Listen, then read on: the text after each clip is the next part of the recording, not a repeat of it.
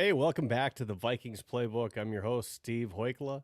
And hey, it's playoff weekends, divisional round, and we got some exciting football news to cover, not only with the Minnesota Vikings, but also around the NFC North. And with that, we always try to bring on different guests, not just from the Vikings, but from other opposing teams, and we're doing that again today. And today I'm bringing on from NFL Outdated, Andy. So Andy from NFL Outdated, he does a podcast weekly as well. He also brings along faces from outside of the Bears and the NFC North that he covers. And if you want to cover or follow Andy on social media, it's NFL Outdated on X. He does his Freezing Four football podcast on Wednesdays at 9:30 CST.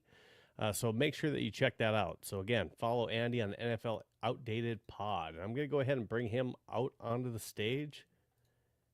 And Andy, how are we doing tonight? Doing well. Hey, my Bears are in the playoffs, and love talking football. Appreciate you having me on, and yeah, let's go. Yeah, Vikings Playbook. Sunday starts here. Follow us on X if you're not already. YouTube, it's a Vikes Playbook. And then again, we're getting that Facebook and that Instagram going as well. And then you can also catch us. I write for purpleptsd.com, so you can also catch this podcast on purpleptsd.com as well. So, Andy, we got already one game in the divisional round that's in the books.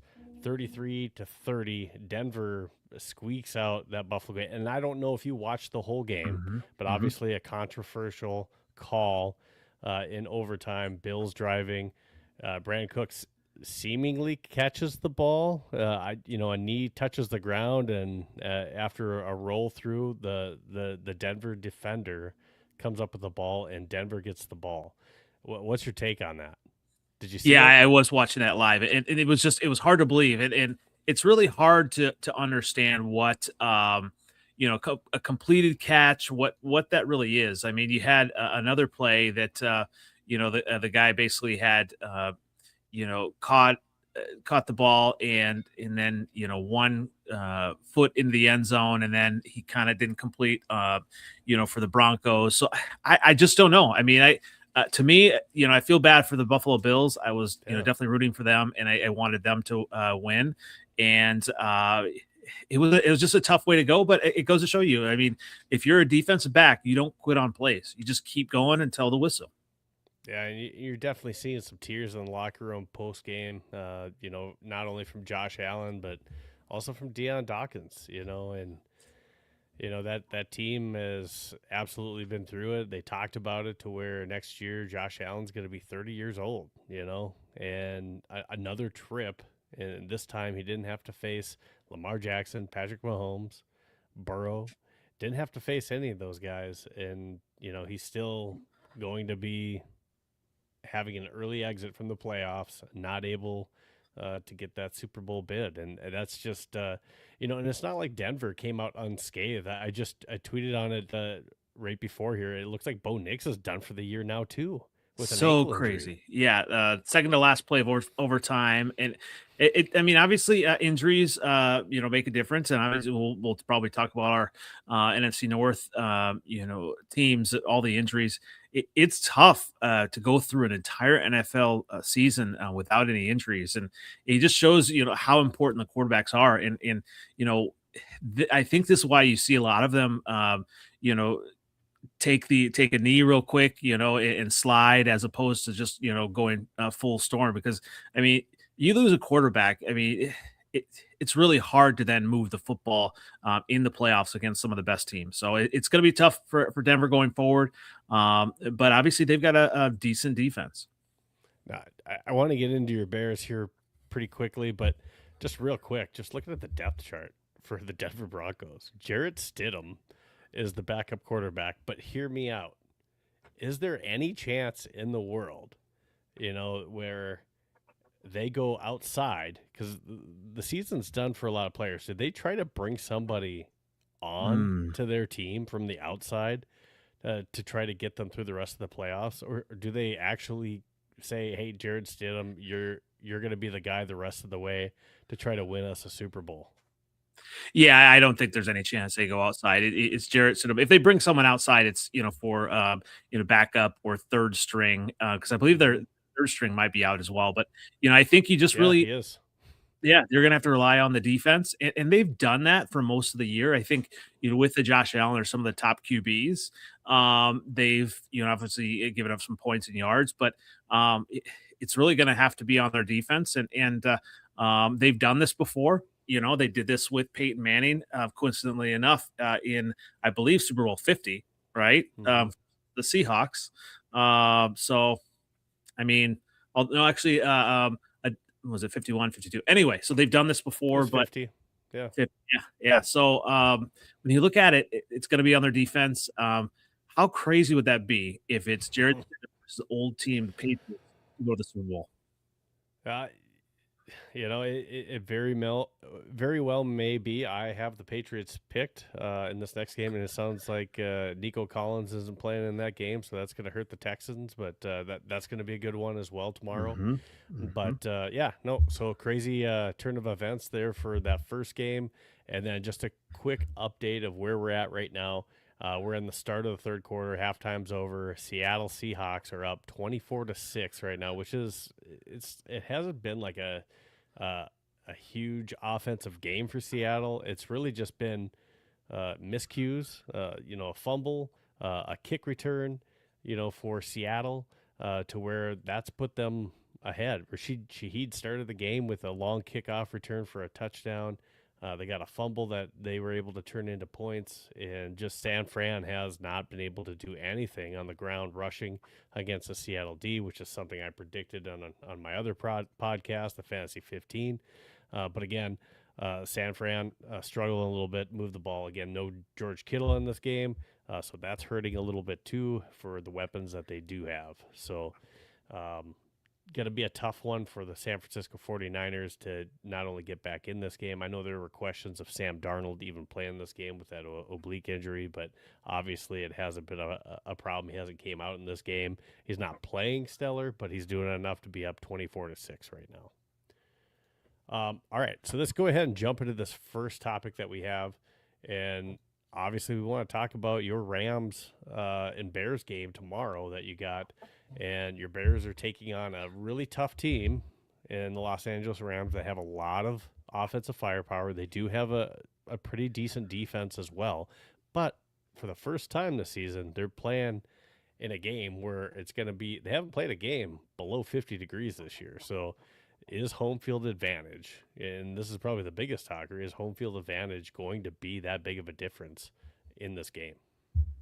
Absolutely is. And no matter how many times you have players that are trying to downplay it, it absolutely is. And number one, I mean, obviously the Rams under McVay have played in 4 games under 32 degrees, and they're 2-2 in those games, including a loss to the Bears. Part of it is, I think, is the preparation, right? You have coaches who haven't done it very often. You don't really know how to prepare for it. And as a player, as a person, you just don't know how to prepare for getting hit when it's that cold, number one. Number two, Matt Stafford. Obviously, he has been playing at an MVP level this year. His hand is hurt. We'll see. Obviously he's going to play. We'll see how much it will affect his play. But part of it, when it's colder, I mean, bones hurt when it's colder a little bit more, especially when you're being hit. So I'm a little worried about that. Or I would be worried about that if I was a Rams fan. Sure. Yeah. Absolutely, it's going to make a difference. Yeah. So, with this team coming in, I mean, they have not only Puka Nacua, but they have Devontae Adams, which is a very familiar foe for the Chicago Bears. But so those two receivers alone that come into this team, cornerback injuries that you guys have had all this year. Give us a rundown. How healthy are you? Are the defensive backs, is that secondary going to be up for the challenge against those two wide receivers? Yeah, that's going to be a big thing. Obviously, Jalen Johnson has said on a couple of podcasts that he is not 100%, and you can see it in his play. He is going to need a full off season to fully recover. But I mean, at 75%, Jalen Johnson is better than any other cornerback that we have. CJ Gardner Johnson's going to be back, which could be good or bad. He's had some good moments. He's also had some moments where he's just gotten burned, mostly versus the Packers. So I think the biggest challenge will continue to be Dennis Allen and how he just goes ahead and attacks the defense. So obviously, yeah, Devontae Adams, a fantastic route runner. He is actually the best at beating press coverage. So I think, just to start the game, when you look at, what is our game plan going to be? Are we going to try to funnel everything toward the middle, or are we going to try to, make sure we don't get beat deep? I mean, I think when you have Puka Nacua, he's a tough player, and he makes any catch, right? So you have those two guys, and I think it's just going to be making sure they're physical up front and right at the line of scrimmage and right at the snap of the ball, and just trying to get them off their routes right away. And I think it's going to be huge. Obviously, it's not going to be tough. So I think we're up to it. When you look at we lost linebacker, but what we had, I think we're starting to get a little bit better play out of the replacement, at linebacker, and I think we're starting to get a little bit healthy that way. And when you look at the defensive line, you have Booker starting to come on, and you got some other players really starting to come on as well. So not quite, fully healthy in the defensive backfield, but we're getting there. What about Kyler Gordon? Is he fully healthy now? No, yeah, I think he's still coming back as well, and that's going to be a tough thing too. So, you talk about kind of injuries in the cold weather. We'll kind of see how he is, but he's not 100%. But the neat thing about him is Dennis Allen can kind of deploy him in different packages and really try to disguise things and really try to Matthew Stafford, obviously he is all pro player, but if there's only certain things he can do with his hand, and especially with the weather, if we kind of disguise things with Kyler Gordon, he's really been an X factor coming back. So once again, 75% Kyler Gordon is better than any other backup we've had. And even with all those injuries in the secondary, the Bears have managed to be number one in the league in takeaways. So there is that. And Matt Stafford has had those games where, he, and with a hurt finger on his throwing hand. We'll see if that plays into some of that mixed in with that cold weather. And, this could be one of those games where, it's definitely in the Bears' favor. Everything's kind of, falling into place to where it's one of those uncomfortable games maybe for Matt Stafford than what it has been all this season. Well, that's the thing. Yeah. I mean, we kind of get it. If we can get him off his mark, and obviously like getting pressure up front, that's going to be huge. If we can get him off his mark, yeah, you're right. He does make mistakes as well. And I think, obviously, we have a player that's kind of come on as well, that you're familiar with, Deshaun Wright. He is, he had a pretty decent season. We'll just say that. Yes. And, if Kyler Gordon's not fully healthy, obviously he's going to be able to come in and provide obviously not that far of a drop off in depth. Well, we take a look at you guys on the offensive side of the ball. Obviously, Williams has been a totally different story. We'll say from last year. I think I had. No Context Bears. He came on earlier this year on a podcast with me, and we talked earlier in a matchup that the Bears had. And, one of the things we were talking about as far as the Vikings go, some of the growing pains and some of the fan chatter that we've had with J.J. McCarthy. You guys went through it last year with Caleb Williams. Where we are with J.J. McCarthy this year, you guys were kind of at that same place.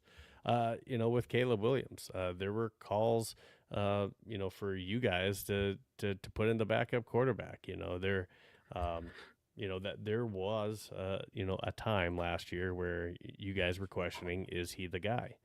And I think this year he's definitely shown you guys, yeah, he's been able to put some of what was missing last year together. I think also. Roma Dunze taking a step forward this year has been a big boost to that team.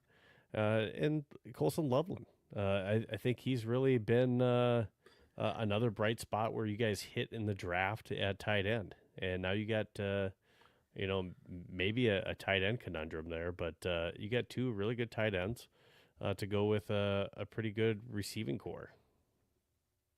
Yeah, Is absolutely. Odunze healthy, by the way? He's questionable. He's not fully healthy. Obviously, he's got Okay. the fracture. Yeah, I saw he's So, questionable. but he's going to play, right? And it's just kind of managing it, and so he'll definitely play. It's another thing that he won't be fully healthy until the off season, right? And so I think it's basically for these players. I can't even imagine was managing the pain, right? And so I mean, that's the biggest thing. But yeah, I mean, you look at it like offensively, you're right. I mean, Caleb has been a different player, right? And I think I never questioned whether he was the guy or not. Obviously, I questioned whether we had the right offensive coordinator, right head coaches, and everything like that. And you want Caleb needs someone who's going to push him, and obviously that's what we wanted to hear. When Ben Johnson came in, that he was going to push him, and that's what you've kind of seen. Obviously after the first two games, it was rough. Some people were questioning him, but that's the thing. You have a young quarterback, and you have a new coach. You need to let them develop. And the same thing with JJ McCarthy. And obviously, for those on Twitter and please never take anything too seriously if I post something. But JJ McCarthy, I think he can be good, but I think I think you need to let them develop. You need to let them learn the game, and the only way you learn the game is playing the game. And so with Caleb Williams, obviously, he had that raw talent. It's just kind of trying to rein it in and let him see that here are the plays that you need to maybe just kind of either throw the ball away, or these are the ones that you can kind of extend the play and try to make something happen downfield. And that's the cool thing about him versus Justin Fields, is that Caleb Williams is always looking downfield. Justin Fields, he did not see the field as well, so he would cut and run. Very talented with his legs, but not as talented as Caleb Williams. So you look at Caleb Williams at everything that he has, and you have a coaching staff that is knows what they're doing. And so now coaching staff is incredibly just talented, but confident. And that only goes to Caleb Williams and his confidence. Say, okay, this coaching staff knows how to put me in the right position. Now, Caleb still has a lot of growth, but the cool thing is, like, he is able to extend plays and make amazing throws. And what it is, obviously, you have that repetition of doing it over and over again. Players start to have that belief, and then they're going to block harder. They're going to do all these extra things longer because they know and trust that as a quarterback, he can do that. And you guys invested in the trenches in the off season, and then bringing Absolutely in Ben huge. Johnson. You guys did do a pretty decent overhaul this last off season. So not just bringing in a new head coach, but what you guys did in the trenches, I think, has been giving Caleb Williams a little bit more time in the pocket as well, and that's paid off also in the running game. We see Swift and Monangai feasting in some of these games too, to where now you have an effective, feared running game to go with your passing attack. So I think that has also helped the Bears to really just kind of make this turnaround. Now, before we jump into this next piece, do you have any kind of prediction that you want to put forward between Rams and Bears for tomorrow? Yeah, absolutely. And I think with the Rams, I am worried about their offense, right? And they have all the tools there. I'm really worried that if they're going to run the ball and really dictate the line of scrimmage, that they could really just push us at continually down the field and just kind of score at will. So our defense is going to need to get some stops, and I think we're able to. I think we're going to be able to do that if we can get a little bit of pressure from Booker. Now you look at that. I'm not at all worried offensively. I think this is going to be Caleb Williams' most complete game from start to finish. whether it's a win or loss, I think it's going to be its most complete game. So I think if we're able to get some stops early on and get the momentum going, I think we really have a great opportunity in this game. Colson Loveland, there's an opportunity. The linebackers and the cornerbacks of the Rams are very susceptible here. And they've been giving up 27 plus points, recently here. So obviously they've had a feared defense. They've got Jared versus some of those players up front that, obviously very scary on paper. For whatever reason, the Rams have not been very hot defensively. So if we can get some stops on defense, I think that we can obviously, take control of this game. And I think the Bears do win 27-24, to advance this year. Nice. I don't hate that prediction for you guys at all. I'm leaning Rams, but the more I hear you talk and the more I think about this game, I'm liking the Bears a little bit more and more. I do think that this is going to be a close one. I think the fact that not only that it's at home, it's cold, you got the finger on Stafford. Some of the Bears, are getting healthier as a team that they've been missing all year. I think that added in with the fact that, just seemingly the Bears are clicking at the right time here towards the end of the season. And we've seen the Rams be very vulnerable. Even just last week, they possibly should have lost that game to Carolina. And, I think that was pretty shocking to most people watching that game. I think going into it, I thought it was going to be at least a 10-point victory for the Rams. I thought that was going to be a lot easier than what it ended up being. So the Bears got a real chance here to come out with a victory, and it's at home. And they get to potentially, celebrate with their fans to get to the NFC Championship, and that's pretty exciting for you, I'm sure, Andy. Yeah, absolutely. And I will say one thing, obviously, we have Case Keenum, as you know, him very well. He's a Bear right now. And he actually shared with the team how obviously in 2018, I believe, was the Minneapolis Miracle, and how just emotional that win was. And then what happened the next game. Obviously, it was a blowout the next game. And so it's easy to have like an emotional win and then the next game have a letdown. And so having Case Keenum part of the team and be able to kind of speak to that, and also Ben Johnson and the coaching staff is just new and hungry enough, and some young players that are hungry enough that and they're really gelling at the right time. They're going to be able to hopefully take that message and not have a letdown, because you have a win, just a monumental win versus the Packers, and the way it happened, easy to think of like, okay, well, obviously Packer fans are saying that was our Super Bowl. Hey, we have a team and a coach that's not going to let off the gas, unlike the Packers, who seem to have LaFleur, who does let off the gas. And I can't even tell you. I mean, I'm sure Lions fans felt the same way, but Vikings fans, almost all. I'm sure there's maybe a couple here and there, but for the vast majority, we were all rooting for the Bears. And when it was 21-3 early, it was just like, oh my gosh, now we got to hear about the Packers, again. So I couldn't have been happier, And actually, last week we were actually live with Vikings Playbook while that game was going on. So I had Skol State of Mind on, and we were watching that game, and just elated. It's always a good day in the NFC North for every other team except for the Packers to see Green Bay lose a game, especially it burns them even more losing to Chicago.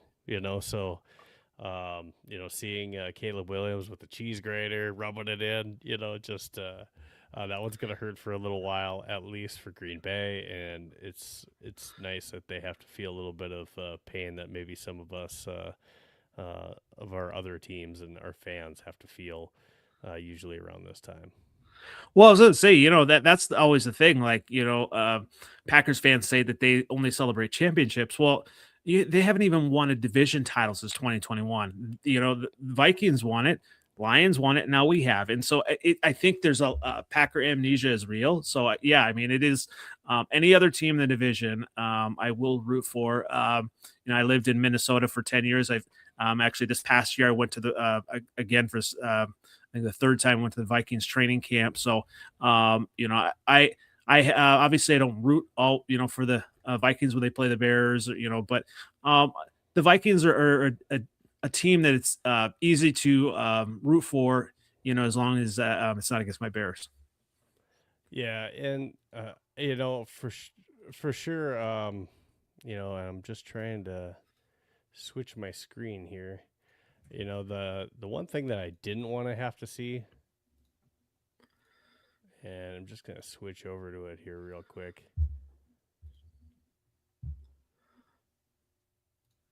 Is this here? So some of us never cared about the weather. Green and yellow, baby, never seen you looking better. I just need a Super Bowl, baby. I mean, after I had to witness that, and we all had to see that, yeah, I was more than happy to see Green Bay go down after seeing that video. That was karma saying, hold my beer. I got this one. And sure enough, that's what happened. So, all right, let's go ahead and roll on to the next topic, NFC North. So we were flipped completely on our head from where we were last season. We had Detroit at 15-2, Minnesota, Green Bay, Chicago, and we literally just flipped it this year. And Chicago at the top with 11-6. Now, we could have had this look a lot different, if Chicago doesn't have Devin Duvernay return that long kick return against the Vikings, 3 and out, they kick a field goal. Minnesota's playing in the playoffs. Now, I don't know if we win that game against Green Bay, but it's a definite, very, very different looking end of this season standings at this point. But still, it was really close throughout the entire NFC North. But the reason that we flipped is just a weird one to look at, and I keep looking at Detroit, and Detroit just it's befuddling. Not that they didn't win the NFC North, but even just the fact that they're not a playoff team. They're a top 5, not only a top 5 defensive team, but they're a top 5 offensive team in the league as well. And somehow they found a way to go 9-8, and it's just crazy. They went 2-4 in the NFC North. I mean, that's part of your problem. But this is a team that had Jared Goff, not a whole lot of holes, especially on the offensive side of the ball, but defensively they were a fairly stout team too. It's just it's not like they had a crazy amount of turnovers. They definitely didn't have as many turnovers on the defensive side of the ball like Chicago did. But to see them at 9-8, I definitely think in 26, and when we're talking about 26, that's one of those teams that I can definitely see them coming back. They're going to be playing a 4th place schedule. And just the NFC North in general going into next season, I think that is something that I see coming back. I see the Lions probably making their way at least towards the top of the NFC North and back in the playoffs next year. But how do you see the rest of the NFC North maybe next year? Yeah, I mean, obviously, I've been hearing this from Packer fans already that, now we're going to have to play a first place schedule. And I think that was part of it with the Lions, playing that first place schedule. But I think part of it as well, even the offseason I was talking about, is coaching matters. I mean, they lost all of their coaches. They lost Ben Johnson, offensively, and Aaron Glenn, and a lot of other assistant coaches as well. And that makes a difference. Getting players to buy in, and part of it too, complacency. You have 2 years in a row where you are the Kings of the North, and just continue to keep that going. And then I think as coaches, and I saw this with the Bears. I mean, with Matt Eberflus, you have players that see coaches that don't know what they're talking about, or haven't been through it with them. And so you have coaches or players that kind of think they know better than players. And that's just not a very good recipe to win. So I think the Lions will be back next year as well, if they can kind of figure something out, just defensively as well. So many injuries. So, and this is, not the first year. Obviously the Lions have had so many injuries. So I think the Lions are going to be back. I think the one thing, the Packers, obviously, I think they've got players, they've got names. Jordan Love has shown that he can make some plays, but I just in that playoff game, you didn't necessarily see him kind of trying to take over. I mean, he made some nice plays, but I think he was definitely bailed out by a few calls, and I think the Packers are going to be right there, but I'm not 100% sure what they're going to do with. I think Romeo Dobbs is not going to be around, so receivers are going to be an issue. Yeah. So, what are they going to do with the offensive line? What are they going to do with the defense coordinator? Because I believe Jeff Hafley, who did well for a few games, he's probably going to be the new head coach of the Dolphins. So that's going to be an issue. But the biggest thing I think, for you and the Vikings fans, what do you guys do at quarterback? Because, I guess it's twofold actually. Quarterback and Brian Flores. I mean, I said this, going into the playoffs, I would not have wanted to face a Brian Flores defense again. I mean, just whatever he does, he knows how to just pick apart tendencies of quarterbacks and just get in their head. And obviously, Caleb did not have good games versus his defense, and a lot of quarterbacks didn't. So I think that's going to be huge. He is really, and I've said this for a few years, he gets the most out of less, and so he is able to really make, all pro players out of, just kind of journeymen or people that, no one really knows. So defensively, I think that's huge. What do you do at quarterback? And I'm not, from an outside looking in, I would not give up on JJ McCarthy. He has shown flashes where he can do it, but he's a young quarterback, and I think that was the tough thing. I think, for Vikings fans, I said this too, is like almost the worst thing you could have done. Maybe not the worst thing, but it was tough to have the season you had last year, because it's almost like false hope, right? You're not going to keep Darnold. You're going to go younger. And so to think you're going to, stay at the level you did last year with just essentially a rookie quarterback, it was just like, it wasn't going to happen, so I would stay with him. And obviously you got, the best receiver in the game. And I think I would stay with him, but like, I think I've heard KOC would bring in a veteran, right? I think that's going to be important too. Whether it's like someone maybe you don't want to see, like an Anthony Richardson, I don't know about that, but you got to bring in someone who is going to push him, not only physically, but then just help him grow as well. So, I'm just going to bring it up here. Here's the list that we previewed last week too. So, I mean, these are the different quarterbacks that are possible targets. That doesn't mean I like them. That just means that these are different names that have been thrown out that are out there, and names that are possibly gettable, are ones to talk about. Now, there's two different ways. Now, KOC came out and Kwesi came out, and they were asked the question about JJ McCarthy and if he's the starting quarterback, and that was not like a super committal response that came from either of those two individuals. So the interesting thing, and D Woods and I talked about this last week, and I think that if we have another season like this, absolutely Kwesi's on the hot seat, but I think KOC is too. So when we go into and we start looking at, okay, I think you're right. I don't think we should give up on JJ McCarthy. But the interesting question is going to be, do they make the decision to stick with JJ McCarthy, continue the development process, and bring in a quarterback that is going to maybe push him but mentor him?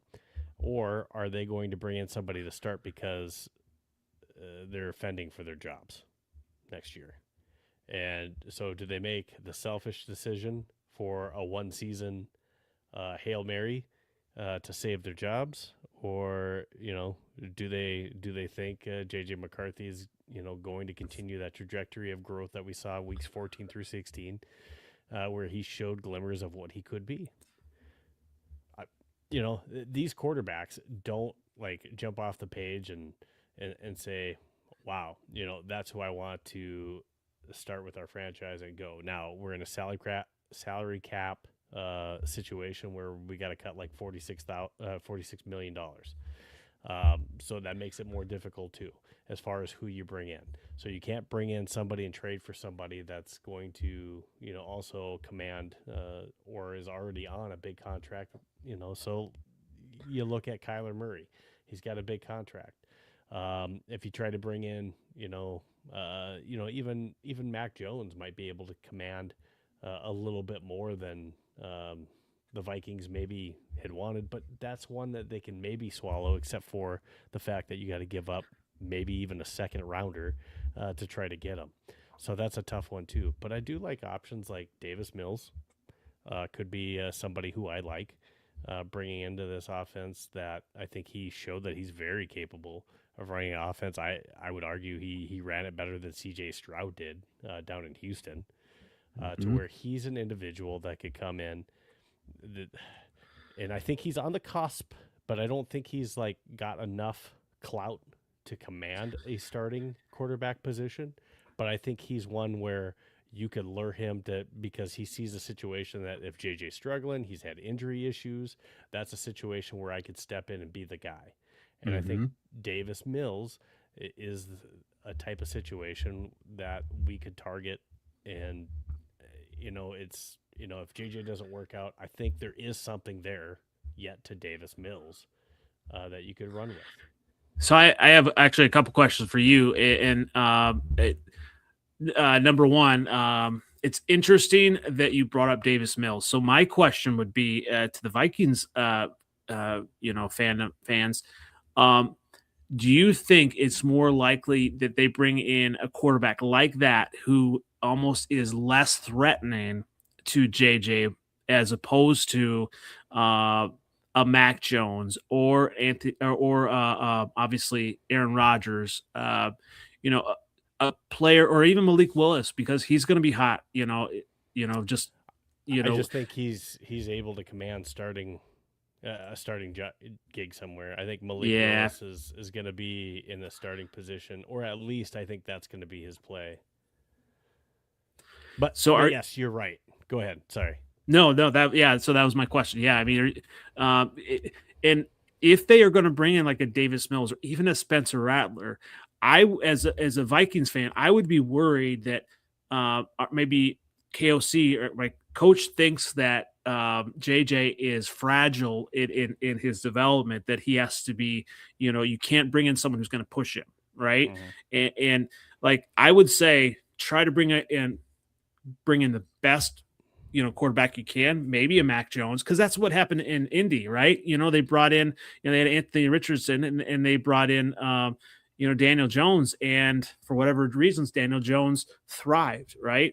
And so I think you have to almost, and maybe this is what KOC is thinking, you have to like think about bringing in a quarterback that's really going to push him to say, hey, do I want to be the quarterback, the future of the Minnesota Vikings, or am I fragile enough that I can't be? Because then if you learn that next year, then you're like, okay, we can move on already, right? You don't want to be going into this like next offseason saying, oh, I don't know if he's the guy, right? I think, is he definitively the guy? Does he have what it takes to have that moxie to be that starting quarterback of, obviously playoff and Super Bowl contending team? Because obviously as a fan, that's what you want. Yeah. And so you're right. And if there are anybody that wants to comment on this, if you're on X or YouTube watching this, go ahead, throw it in the comments. We'll try to answer it best we can on X, and we'll bring up your comment live. But, when I look at this list, and you talk about so the conversation that they had with Daniel Jones was, basically they said, hey, we'll beat what Indy's willing to pay, but here's the situation with JJ. We like JJ, and we plan to start JJ. He's gonna be the starter. You're not going to have a fair shot at it. So does that conversation change with whoever they bring in? And obviously it would have to, depending on who you bring in. But is it truly going to be a fair one? And kind of like you said, I mean, I don't want to give up on him. It's just, was he ready to start this year? It obviously doesn't look like he was ready to start, but now you're going to be going into year 3, of him. And if you're going to develop a quarterback and actually know what you got, he started to make some strides. So are you going to almost set him back by not playing him another year, or play him and find out what you got? So you got those two different options. I'd like to see JJ play next year. Now, I still think Davis Mills is a threat, if you will. Mm-hmm. I still think that you can have that quarterback that can push him like I think Davis Mills would push him, because I think he is very talented. And at the same time, again, even if that conversation is going to be, hey, we're going to have a competition, and they might say, hey, it's going to be a fair quarterback competition, but if it's even close, I think you got to go with JJ if that's the case, and grow and develop him. But I think Davis Mills, if for some reason JJ is not panning out, gets injured, whatever it is, I think you still have a future with a Davis Mills type quarterback where he could be the guy in an organization to lead a team. He probably doesn't look like he's not a superstar name that's going to knock you dead. But if you look at what he did at Houston this year, he went and won them. I think it was 4 straight games this year with the Houston Texans. And, that's coming cold off the bench. I think he's got some legitimate talent. He had an opportunity to start before, sure. But again, they didn't commit to Davis Mills and give him the time to actually be the guy either. He went this year. Yeah, his percentage, needs a little bit of improvement, but he threw 5 touchdowns and 1 interception. He's not giving the ball away. The ratio's where you want it to be. His QBR was 81.6. So it's not, hey, I'm knocking you dead, but it's not in the doldrums either.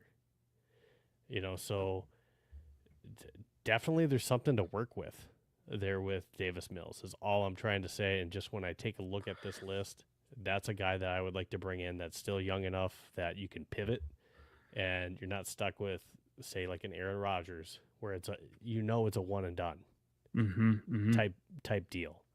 And that's just where I don't want to be.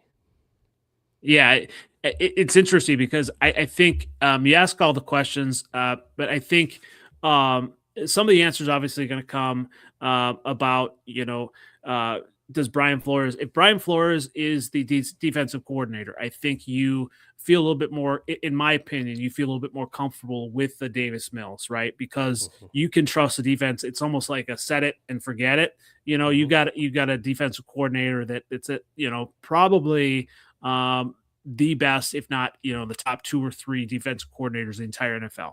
And so if you have a defensive coordinator like that, they're going to keep you in games. And then that gives you the opportunity to kind of hang around and have a developmental quarterback or, a veteran who is going to just not give away the ball and just kind of like be game manager, so to speak. So I think if Brian Flores stays, I think you're right. It may be like a Davis Mills type. My other question is just kind of as I'm like thinking about this from the outside looking in, what type of quarterback works best in a KOC offense? Like someone who is kind of more in the pocket or someone who is going to be kind of freewheeling, yeah. Yeah, more in the pocket. I think we saw that, KOC was trying to make JJ play the type of offense he wanted to run early on in the season. And then, the simplify stuff came in, and I think it was more of we need JJ to play his game, and we saw how that works better for him. So adapting the offense towards the strengths of your quarterback, we saw that benefit. But a Mac Jones type, yes, running that West Coast system, yes, obviously that fits in good with what KOC is used to running. That doesn't necessarily mean that that's the best fit for this team. But I will say that, a Davis Mills, yeah, he fits that type of scheme of what we're looking for in this offense. So Anthony Richardson, There's some really raw tools there. I mean, kind of like a Jalen Milroe. There's a lot of raw athleticism where the possibilities are endless if they could figure out how to throw the ball accurately, type of deal. Now, those are some of the same things that JJ has to figure out, is how can I throw the ball accurately? So, I mean, you have some of those same tools already. So bringing in a guy that has some of the same issues, I don't think addresses the real elephant in the room if that's the case. Anthony Richardson, man, I mean, he's been injured just as much, if not more, than JJ McCarthy. So Yeah, and I was gonna say you're talking as well, just trying to think, like, if you're developing JJ McCarthy, if you're all in to try to develop him, you don't want to bring in another developmental quarterback that's going to take time away from Correct. what you have your franchise quarterback. So I think you're right. Maybe you're onto something with like a Davis Mills type, that it is kind of, you have a veteran backup that's also like a set it and forget it, like in someone who's going to bring just insights and things to help him grow. So that could be, I think it's an absolute 0% chance that Aaron Rodgers or Tua Tagovailoa. I think those are a 0% chance. I don't think Aaron Rodgers wants to be tied to Brett Favre, so I think he's kind of and I don't think he has the fire to play anymore either. So I don't think he's going to be brought in. And obviously Tua, there's a lot of questions with him. So, but you have a Davis Mills or a Mac Jones. I would go for them if I was the Vikings, for sure. We have one comment in here. I like Davis. What about Jimmy G? Yes, he was on the list as well. I think he is a possibility. So he is. He runs that similar type of offense. He came from San Francisco, so that could be an option. He's an older guy that can also mentor. But I guess the last hit that we saw with the Raiders. Now the Raiders have kind of been a mess with whoever they're starting. So how much do we put into that? But we have seen that he is a system guy. That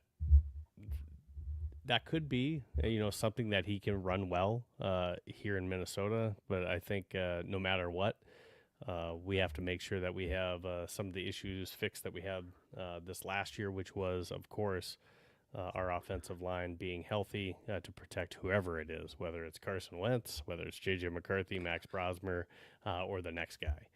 We have to fix some of those issues to make sure that our quarterback has some time to throw. Moving on to number 3. It should be topic number 3, but Brian Flores update. We had one go off the board, with the Giants, with John Harbaugh going there. The Steelers did their very first in-person interview. That's one I needed to add to the list that I failed to mention on here, with Mike Tomlin leaving after 18 seasons. But that's a crazy one with Mike Tomlin. So he's been coaching for a long time, but Mike Tomlin leaves the Steelers, and they did have Brian Flores for 1 year with the Steelers, and there were some very close connections there, and that could be a fit. And I think Brian Flores with the Ravens, the Steelers, or the Raiders are the three possibilities for him to kind of keep an eye on. There are some really good coaching options that are out there, and a lot more have popped up than I even knew were even out there here as of late. And you mentioned Halfley possibly going to the Dolphins as one. I've heard Stefanski maybe going to the Falcons. Yeah, he did sign with the Falcons yep.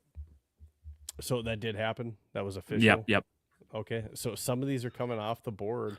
I still think the big three that at least Vikings fans have to kind of hold their breath on are the Ravens, the Raiders, and then, of course, now the Steelers. And so this is just how I'm looking at it from these eyes, I guess, on these three teams. If he doesn't take this head coaching position, he's coming back. I know there's been some stuff saying that there's rumblings in the background, and yes, it was kind of eye-opening that he even interviewed with the Commanders, but I really think that that's more of a hey, maybe I can up my number type of deal. I don't think there's anything serious about trying to take a lateral move to a even worse team than what the Vikings are, especially when you've kind of grew everything that you have here in Minnesota rather than starting over completely with a Washington defense. I just don't see that being something that he would want to uproot his family for. That's just where I am with Brian Flores, and I think if he doesn't take one of those three positions that are out there, he's going to be back with the Vikings, and I hope that's the case. But eventually, I guess what I'm saying is just we know he's going to leave at some point. It's just whether or not it's this year. Yeah, absolutely. And selfishly, as a Bears fan, I would love to see him go. He knows what he's doing, and obviously, I think the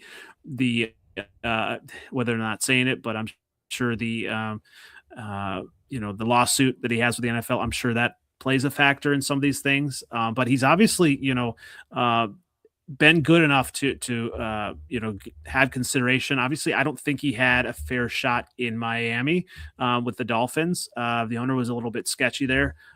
So I think you're right. I think he does have that opportunity to be a head coach, and I think some of those would make sense. But I also heard Packer fans saying, well, if Halfley leaves, he's going to come and be the defensive coordinator here. And obviously, Micah Parsons would be a draw, but I don't think he would do that. Number one, I think it might water down what he's doing. Someone might say, well, it was Micah Parsons effect, right? I think what he's doing, in Minnesota, I think you're right. He's got the personnel, he's got the players, and it's about his schemes, and it's not about the superstar, in Micah Parsons. So I think his stock is at the highest. If he's not a head coach, his stock is highest as defensive coordinator of the Minnesota Vikings. Absolutely. And just a quick update. I updated my graphic here. So Giants and Falcons are off the table in yellow. Those are the three teams that at least I think he's more than likely, Brian Flores, to take a position. If not, I think he's coming back to the Vikings. Skol state of mind. D Woods listening in. Yo, yo, yo, he says. Hey, D Woods, thanks for tuning in. If you have anything to add, D Woods, go ahead and add to the conversation. Appreciate you tuning in, brother. He's definitely not going. He's definitely not going to the Dolphins. We know that. Definitely not going to the Dolphins. I should have probably just crossed that one out too. That one is not happening. But yeah, that's the update with Brian Flores. And the next topic I want to get into, this one's hot for a Vikings fan. I would love to see a fresh outside perspective on this. And I wrote about this one. I do write, again, like I said, for purpleptsd.com. I talked about Jordan Addison with his recent legal issue that he had at the casino. Again, he was asked to leave, didn't leave, and then he got a trespassing charge now. This is his third charge in the last 3 years. So the Vikings are at a crossroads with Jordan Addison and what they do with him. And I think that is going to be the biggest thing for topic number 4, Jordan Addison. Do we trade or extend him? And I wrote about the different pros and cons of doing either or with him. We've seen Jalen Naylor, continuously get better since he's been with the Vikings. Could he be the new wide receiver 2 if the Vikings decide to move on with Jordan Addison? And just, is he worth that headache? Not just with the legal issues, but missing games, not focused on, am I doing what's best for the team? And those are some of the things that this offseason, the Vikings, this was supposed to be an offseason where Jordan Addison was, due, most likely. He's at least eligible for an extension. The Vikings have to consider, am I going to pick up the 5th-year option on Jordan Addison? Or are we going to offer him a deal, or are we going to trade him? Those are different talking points with Jordan Addison that weren't on the table really necessarily in this context before, because we know he's talented. We absolutely know he's talented on the field. When it comes into contract negotiations for the Vikings this year, you can look at numbers. Justin Jefferson had a down year. we know that this was due to the quarterback situation, not to the receiver gameplay. It's the same thing with Jordan Addison. He missed a few games to start the year, again, because of himself for the 2004 pled down DUI charge. That was on him. But with the numbers that he's had this year, and just I'll pull them up. We compare Jordan Addison and Jordan Naylor to the kind of seasons that they had this year. 42 receptions, 610 yards, and 3 touchdowns for Jordan Addison. Jalen Naylor had 29 receptions, 444 yards, and 4 touchdowns. So I'm not saying that Jalen Naylor is just as talented as Jordan Addison. That is not what I'm saying. Jordan Addison is more talented than Jalen Naylor, but at what cost? Mm-hmm. We know he's going to be due money. This just say that Jordan Addison is saying, hey, I still want that big $30 million contract. And that's what I think he's going to command, is around that 30 to 32 number. For a lot of teams, that's a starting wide receiver. So unless you're T. Higgins, but so if he's going to be asking around that number, can the Vikings really afford to keep him on this team? Yeah, we'd love to keep the talent, but the fact that he has not matured to the extent of where he's not an off the field problem. We even this year during the season, let's go back to the London game. Mm-hmm. He was out, too late, beyond curfew, and he at least got held out most of that game. And he came in late with that huge catch that almost went for a touchdown against the Browns. And, it wasn't necessarily all is forgotten, but that did quiet, some of the talk about what had happened. He just came off a suspension, and then he has that incident where, he almost didn't make it to the game. That's crazy stuff. Mm-hmm. So just that's the conversation. And for a fresh perspective from the outside looking in, what is your thought on this Jordan Addison situation that we have here in Minnesota? Yeah, like I'd said kind of offline, it just blows my mind. When you look at these players, obviously they're young. We all made stupid mistakes when we're young, right? And things are amplified now and everything like that. But I think when you look at the kind of money these players are making, and a lot of it is, also based on, their brand, it just blows my mind when, you don't have people around you that are going to help you make solid business decisions. Like, you have the talent that he has. And obviously, JJ is, the top wide receiver in the NFL, right? And you have someone like Justin Jefferson on one side of the ball. You're going to eat on the other side. If you have a quarterback to kind of get you the ball, you're going to get your numbers. And I think if you can just pretty much keep your head on straight and keep your head down and do the work. And I think the hard thing is you have all the talent, but we saw this with Chase Claypool and a number of other Steeler wide receivers. It's time to cut bait. And I think, he's going to see his number go way down. Like I remember on a podcast, obviously the Bears traded for Chase Claypool. And then he said he thought he was the best wide receiver, wanted to be the best wide receiver. Well, okay, you can say that. You can say you're going to be the best at your job, but are you going to put in the work? Obviously, he's got to mature a little bit. Maybe another voice, another coaching staff would be able to do better with him. If I was going to say, the Bears are kind of set at wide receiver unless we go ahead and trade DJ Moore. But for him, reunite him with his former quarterback at USC. But hey, I think I would rather have DJ Moore, who is bought in, than an Addison that's going to kind of come out and try to be the number one guy or not do the right things, off the field. Because you just can't stand for that. I think as an organization, if you're committed to winning and committed to, growing a program, you just can't have that. And I think DJ Moore had issues last year with his attitude. And I think you have a strong personality like head coach as Ben Johnson that's going to he's not going to put up with that for any player. And even for his coaches, there is a high standard. I am actually, I've been a huge fan of KOC, but at some point it might come down on him. Is he being hard enough on these players to say, it's either my way or the highway? I think you alluded to this before. I think he might be fighting for his job, right? Yeah. If he doesn't have results, I mean, it's a results business. And so I think it might be time to cut bait with Addison in the offseason. If you can trade him and get like maybe a second round pick or a third round pick, I think you should take that. I actually, I kind of do like Kwesi as a GM, and I think he could maybe turn something into that, like a solid player going forward to help grow with JJ. If it's another wide receiver in the second or third round, but I think it's time to get rid of Addison and just kind of move on, because he has proven that he can't do things right off the field. Mm-hmm.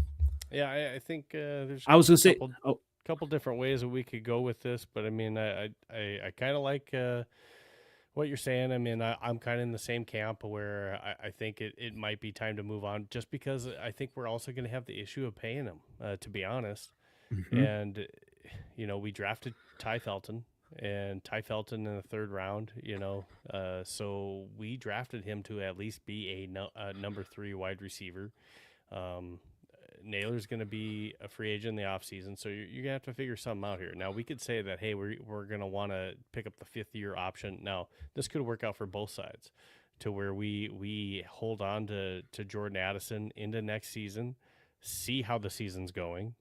If it's one of those seasons where it's just not working out well, we can try to get for what we can for Jordan Addison during the season and trade him in season, if that's the way that the season's truly going, but and we could see if he's a different player, if he turns some of that stuff around and matures, and I get it, that won't even be a year, and that's like his track record, right?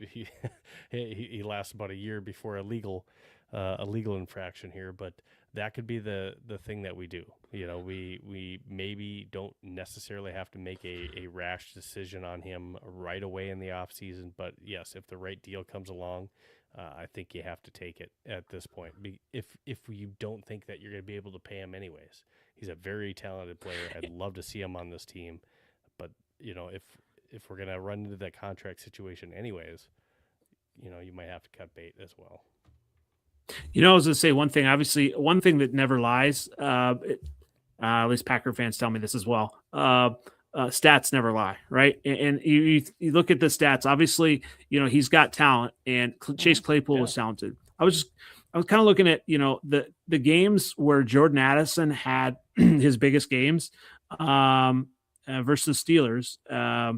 He had 4 catches, 8 targets, 114 yards. Big game. Loss. Eagles, 9 catches, 12 targets, 128 yards.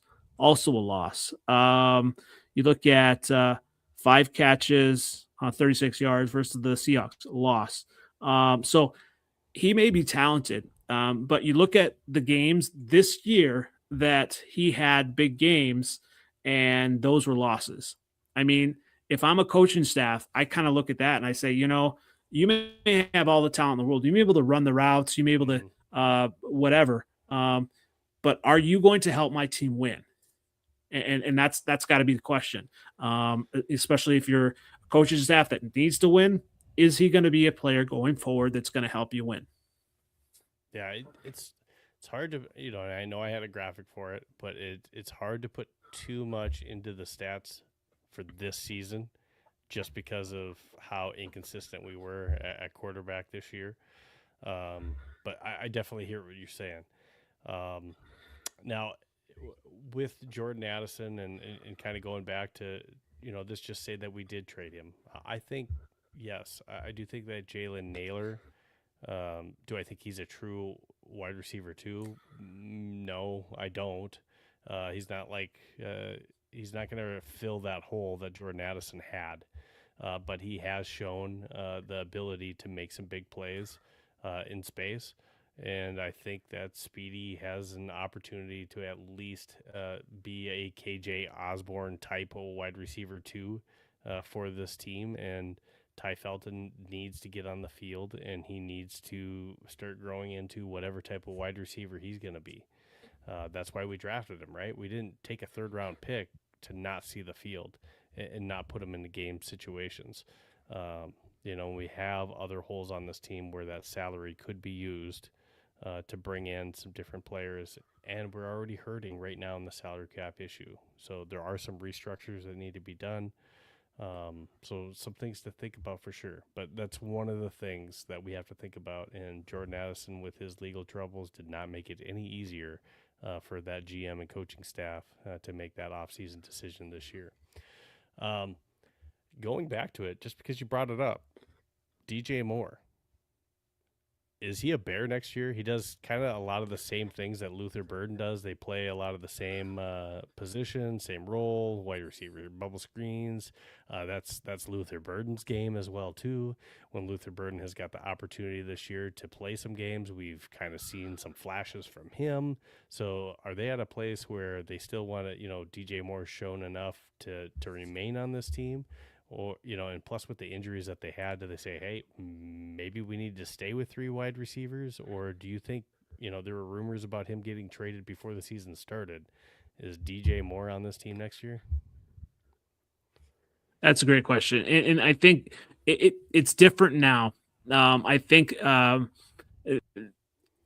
in the offseason, the question was because, what we saw last year, the sideline antics and him frustrated, Mm-hmm. but he is a player that wants to win. And he had never, been a part of a winning, team before this year.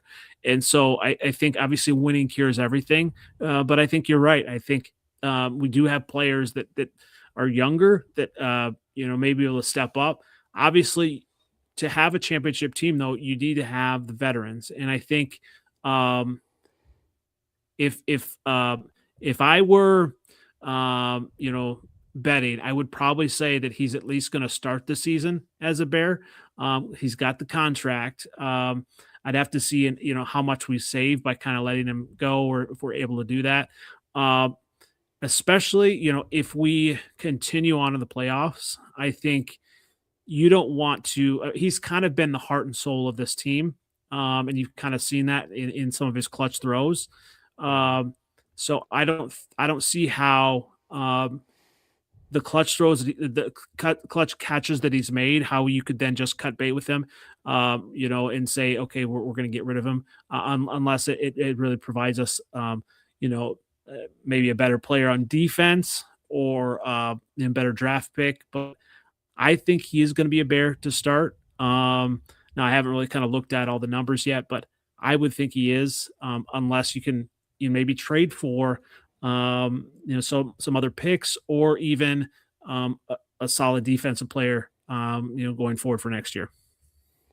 And when we talk about it, I mean, he had 50 catches this year, 682 yards, and 6 touchdowns. Not requisite of the type of contract that he is on right now, and he's going to be 29 next year.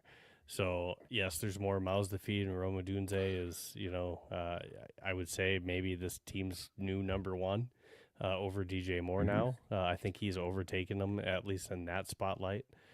But some definitely questions there, because you're paying a guy to be a number 1 who's definitely not putting up number 1 numbers. Yeah, absolutely. I mean, he does. On DJ Moore. I mean, absolutely, and he does everything that he's been asked of this year. Even away from the ball, and I mean, all the clutch catches. I mean, even the one against the Browns. I mean, if he was not around, we would not be where we are right now. Obviously, we've got some talented young players, rookies. Colson Loveland's going to be. I'm thinking Colson Loveland will be the next Kelsey type. I think he's going to be just a matchup nightmare for defenses to cover as he continues to grow. But you need a DJ Moore type who is a veteran that is going to kind of right the ship and just be that easygoing player that he's shown to be this year. Just a quick update. Seattle Seahawks are going to run away with this one in the divisional playoffs. They're going to be in the NFC Championship game. 41-6 right now, just a complete rout of the San Francisco 49ers. Sam Darnold's not doing it on offense. He's 12 of 17 for 124 yards and a touchdown. It's been the Kenneth Walker show. He's got 116 yards, 3 touchdowns. So he's really been the star of the show, and the defense. The other co-star of this production, just absolutely bottling San Francisco's offense. Brock Purdy is 15 and 27 for 140 yards in interception. Brock Purdy is the leading rusher over Christian McCaffrey in this game with 37 yards. So that says something as well. It's just been an absolute nightmare for San Francisco going into this game. They were a little bit beat up after last week, and not having George Kittle just added to the fuel of fire. I mentioned it going into this game. Again, Christian McCaffrey, I did not think he was going to have a good rushing game against the Seattle Seahawks defense that definitely plugs up the middle with Leonard, and then also Byron Murphy. They have a really good defense, especially up front, and San Francisco needed to be able to run the ball effectively to be able to move down the field in this game, and it's just not happening. So if your Chicago Bears manage to beat the LA Rams, their opponent will be the Seattle Seahawks next week. Yeah, I mean, obviously, the Bears have to run against the Rams first. That's the first task, but that would be the tough thing, against the Seahawks. Can the Bears run? We've got 2 running backs that can share the load. And come on, a guy. I mean, he was just been a real steal in the draft as well. He is a hard runner, and he's shifty as well. So he catches up things out of the backfield, and so I think when you have 2 running backs, I think that may be helpful. But yeah, I mean, Seahawks are looking tough. They have been tough all year on defense. And I just have one question for Viking Nation. Would it be harder for the Viking Nation for them to see the Bears or the Seahawks with Sam Darnold in the Super Bowl? I'm gonna root for the Seahawks. I can't root for the Bears. I can't root for the Bears. Even though, you see then Sam Darnold and Bears just fans. say this could have happened. This could have been us. No, then I got to hear Bears fans won a title, and again, it just adds on to all the stuff that we haven't done. So I can't root for you Super Bowl wise. Although would that be harder? Like internally, internally, Vikings fans saying, well, because I'm sure there's a lot of Vikings fans that said we should have kept Darnold, and then this could have been us, and all that. There is, but I mean, at the same time, has Sam Darnold had that great of a year? I mean, I think he's had a good year, but I think a lot of what has made them successful this year has absolutely been the defense. Mm-hmm. If we take a look at Sam Darnold's stats just this year and what he's done, he's only thrown 25 touchdowns and 14 interceptions. Those aren't bad numbers, and 4,000 yards. Those aren't bad numbers, but those aren't like eye-popping numbers that he's thrown, especially when you have JSN and Cooper Kupp on your team and a good 2-headed monster running attack. With that defense and how many opportunities, good field position that defense has put you in, Sam Darnold hasn't wowed on the offensive side of the ball this year, in my opinion. I think he's had a good season. Mm-hmm. Don't get me wrong. That number is tied for 9th for quarterbacks and touchdowns. I'm not saying that's bad. It's a good number. It's just not like, holy cows, we would have been, amazing with Sam Darnold. Now, this year, would we have been in the playoffs with Sam Darnold? Yeah, it's hard to say that we wouldn't. We would be in the playoffs with Sam Darnold. Did we make the wrong decision? Yeah, we probably did, not keeping Sam. We probably did, so that's going to haunt us. But I don't think we left in a bad place with Sam where Sam wasn't the guy to revenge game type thing with the Vikings, even when we faced them this year.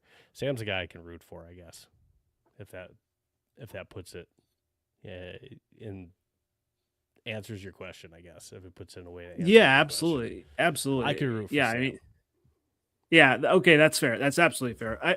Because I tell people too, like even the last couple of years, the Vikings in the playoffs. I think the Vikings are a team that I would not mind getting to the playoffs or getting to the Super Bowl. I'd love to see the Vikings get to the Super Bowl but lose. So right.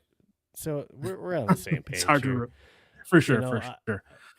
I rooted for you last week. I can't root for you every game. Yeah, that's fair. That's fair. But it kind of depends. Like if it was Bears Eagles, yeah, I'm gonna root for the Bears. There's certain teams, Saints. There's certain teams that I just I'll root for the Bears before I'll root for one of those teams. But yeah. Well, that kind of brings us to the end of the show. Unless you have anything else that you want to touch on, it looks like you should be all set for tomorrow. Weather is going to be Chicago friendly, not LA friendly. I wish you guys the best of luck, just not too much luck to where you stumble into the Super Bowl. But hopefully it's a good slate of games as well tomorrow, at least hopefully better than what we're seeing with the Seahawks and the Niners. So it's at least a better watch. But I want to thank you again for joining us. I hope that you do it again. And we can jump on and talk a little bit NFC North, Bears, Vikings. And, this is Vikings Playbook. And any last comments that you have, Andy? No, definitely appreciate you having me on, and look forward to connecting again and being on in the future. So, yeah, definitely good to talk fellow NFC North teams, and especially, I have familiarity with the Vikings in Minnesota. So I appreciate being asked to come on. Yeah. So, like I said, Andy, NFL Outdated Pod. He does that Freezing 4 football podcast. Are you still doing that every Wednesday right now? Every Wednesday, yep, 9:30. Even in off season, we'll try to do that. But once again, if you follow me on Twitter, don't take it too seriously. All right, so it's all about the fan stuff, but it's all in good nature. I always enjoy, especially fans that come out with stats and all that, and if the Bears lose tomorrow, I expect to hear from all of my Packer fan friends on Twitter and my new Lions fan friends, and I feel like the Vikings have always been Minnesota nice, so I should probably hear from some, but not as many.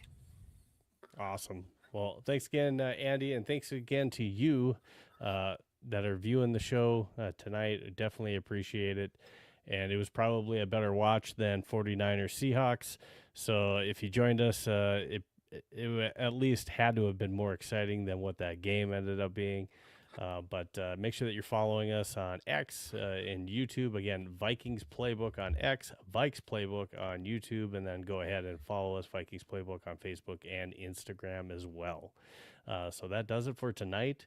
Good luck again, Andy, on tomorrow, and everyone else enjoy their weekend and the slate of football games that we have tomorrow. This has been Vikings Playbook. Thank you so much for watching, and we'll see you next time. Have a good night.